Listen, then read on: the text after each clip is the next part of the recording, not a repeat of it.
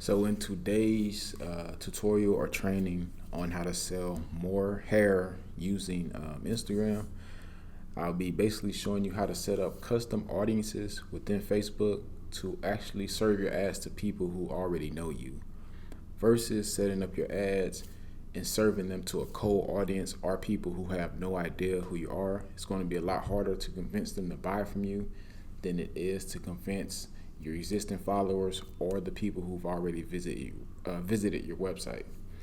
Um, this tutorial will be a little bit more in depth, so um, what I want to say, I don't know, take notes or whatever it is that you like to do when you're trying to learn, but um, it may go for a little while because first we do have to set up our custom audience. Let's see what ad account we're going to use. So the first thing we do, we go over to audiences here, left side, and we're going to be, I already have these audiences created for when I previously ran ads, but so we're going to create an audience, custom audience, and we're going to create an audience based on our Instagram. Hold on, I think I'm moving too fast. Let's go back, start over again. Custom audience. For our source, we want to use our Instagram business profile. So click that. Everyone who has engaged with your business in the past 365 days, anyone who has visited your profile, people who have engaged with any post or any ad, people who have sent a message, people who have saved the post. So, like we sell a lot of wigs through DM, so it would be in my best interest to make a custom audience of people who've actually messaged us, because a lot of people who message us inquiring about a wig but didn't purchase. So if I can set up an ad, reserve them a new ad, hey, you messaged us a week ago about a wig, now we're doing 10% off, would you like to purchase? So that's relevant to them. But for this example, we're going to assume you use a website, you send traffic over to your website. So we want people who has in general engaged with our business, and we're going to do people from the last 30 days. Maybe your business is still on their mind after 30 days. Engaged past 30 days. And we're going to name this audience engaged in the past 30 days.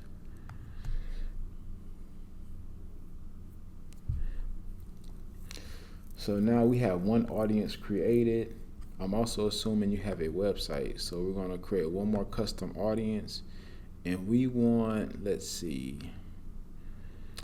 for this example, okay, you have two options. Well, three options. Everyone who visited your website and didn't add to cart. Everyone who added to cart but didn't purchase. Everyone who initiated checkout, meaning they added their credit card information but didn't purchase. We want add to carts. So add to carts is pretty much like the second step in your funnel. So you have a website visit, for that's first step of your funnel. Your second step is add to cart. Third step is purchase, but really initiate checkout.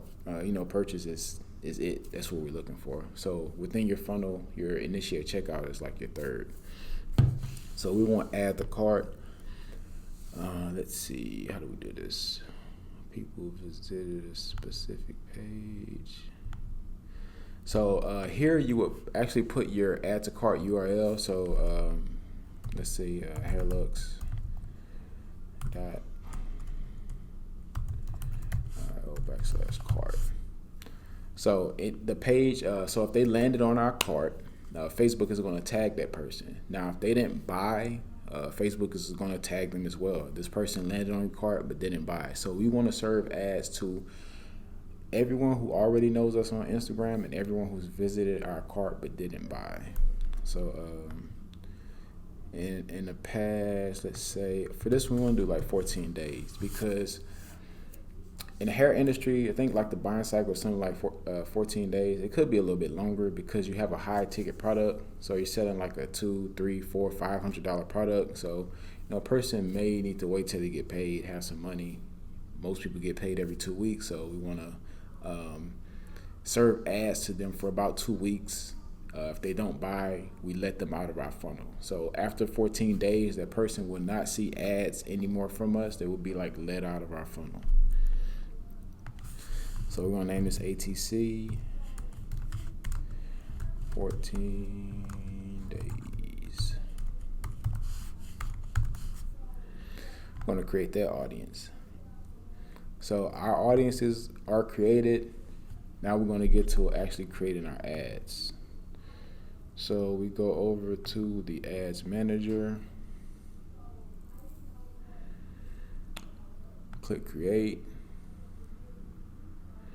And I want to be this ad. If you watched previous tutorials, this is going to be a little bit different. We aren't going to be doing any interest-based targeting. We're only going to be targeting custom audiences that we created. Test.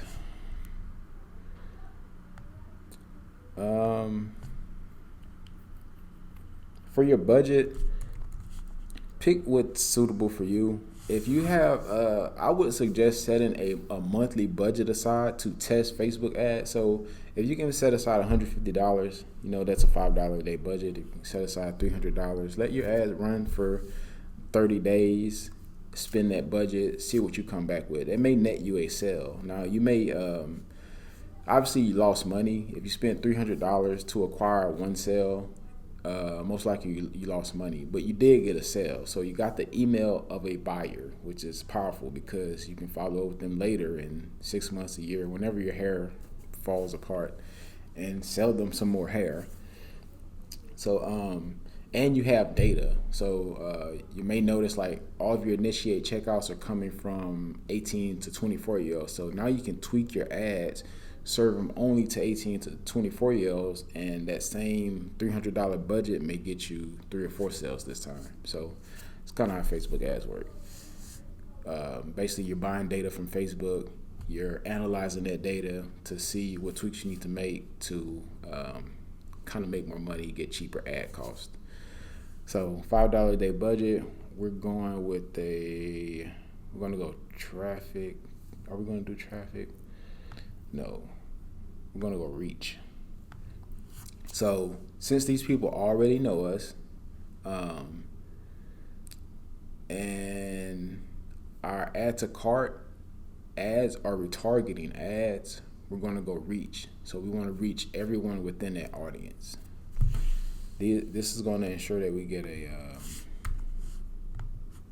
cheaper cost or cheaper CPM. CPM is how much you're spending to reach 1,000 people. So the cheapest CPM is going to be in reach ads. So ad set name is going to be test. My E button is like acting funky. Test. I'm going to save this.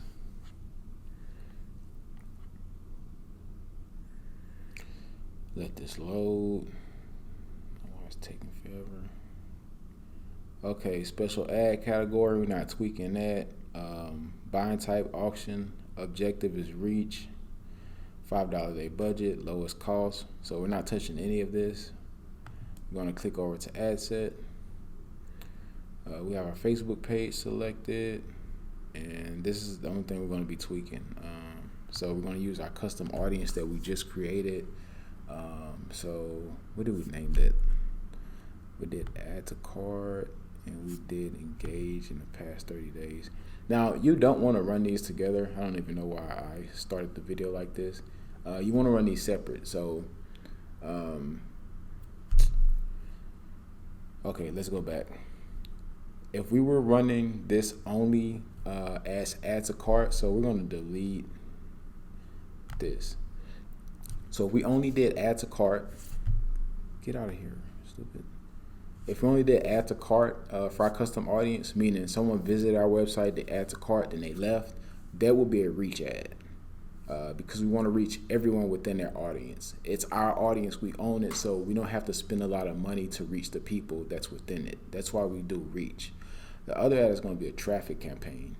We want those people to see our ad and click over to our website. And by it being a traffic ad, Instagram is only going to serve our ad to people who are likely to click. So we're going to set that up for this example.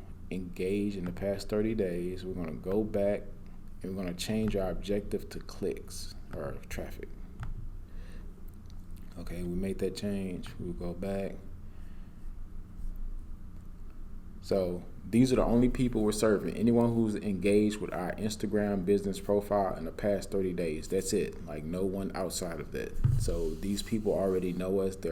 It's going to be a higher chance of them actually buying from us.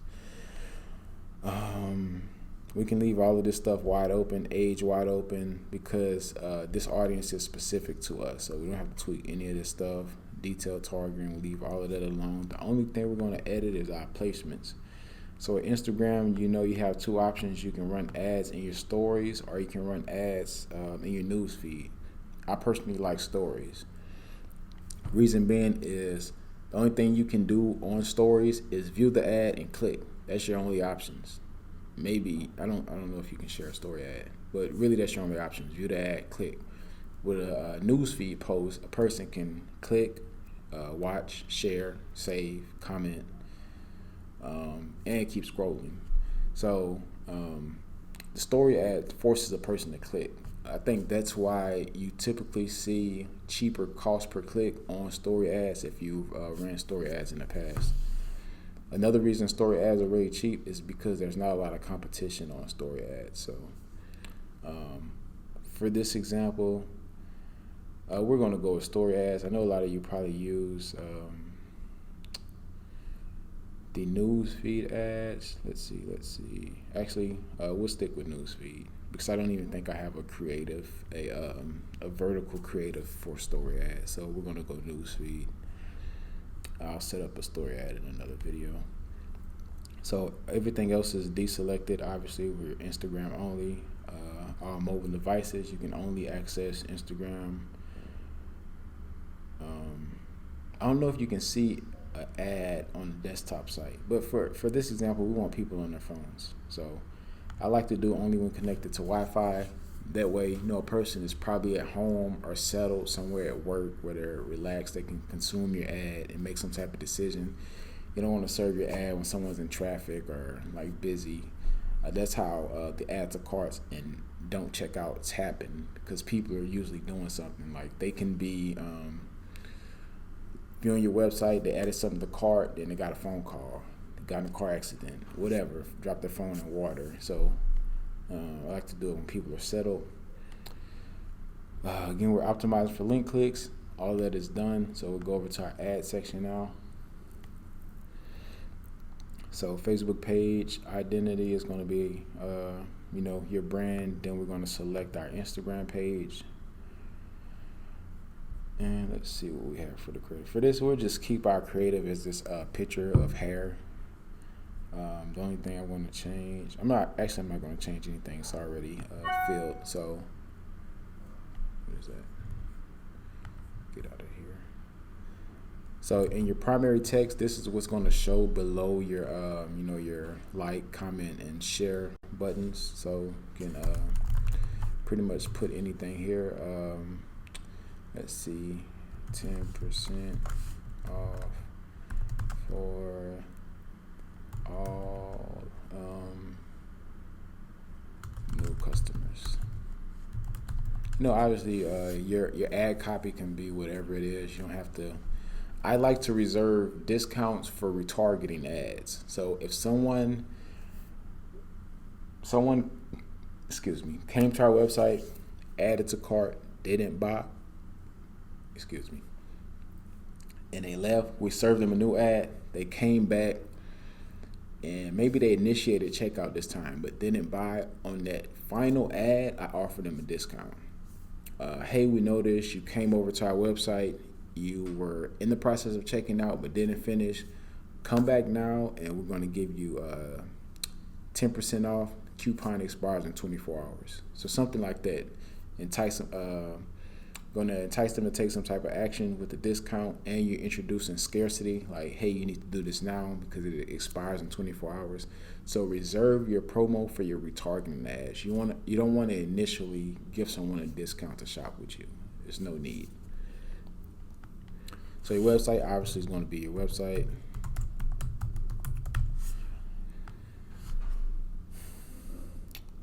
And your call to action button is super important. If you're selling something, you always want to go shop now. You don't want to learn more because you may be attracting inquisitive people that are trying to get some more information. By doing shop now, you're kind of like funneling them down the process. They know what to expect when they land on your site, that they need to buy something. So I like shop now. Obviously, you need your Facebook pixel installed. If you don't have a Facebook pixel on your website, don't run ads ever. Because if you can't see your data or see what's going on, then you're going to be wasting money. So Facebook pixels turn on, and that's literally it. We're going to publish this. Wait for Facebook to approve or deny us. 9 times out of 10, this ad is going to get approved. We don't have any text in our photo. It's pretty compliant.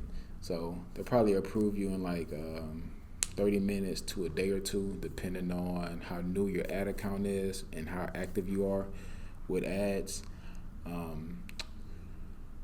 Then from there, your ads will run. If you're not going to do 30 days, let your ads run at least for a week. If you're running a small $5 a day budget, let it run for 2 weeks, because you have to keep in mind you're trying to get like a $200 to $300 sale. So it doesn't make sense for you to spend $5 and get a sale back. Like, not at all, especially when your ads are brand new. So expect to spend at least what you're going to make in profit or the actual sale. So if you're expecting a $200 sale, expect to spend $200 to get that sale, because Facebook is learning initially who it is that's going to do business with you. So until they figure it out, your ad costs are going to be high. But once Facebook knows who you're looking for, who's actually buying, then your ad costs are going to get low. Then you'll become profitable. So keep that in mind. You're going to have to spend some money to let Facebook learn who you're looking for. I know you're going to look at it like, oh, I'm wasting money, throwing it down the drain. But no, you're buying data. You can later on use that data in your business to kind of further your ad efforts. If you watch this far, follow me on Instagram at iGrowSalons. Like, I go live every day. I do Q&As, post a ton of valuable content every day, never miss a day, and very active on stories. So if you need a resource to learn how to grow, make more money in your business, follow me at iGrowSalons. But that's pretty much it.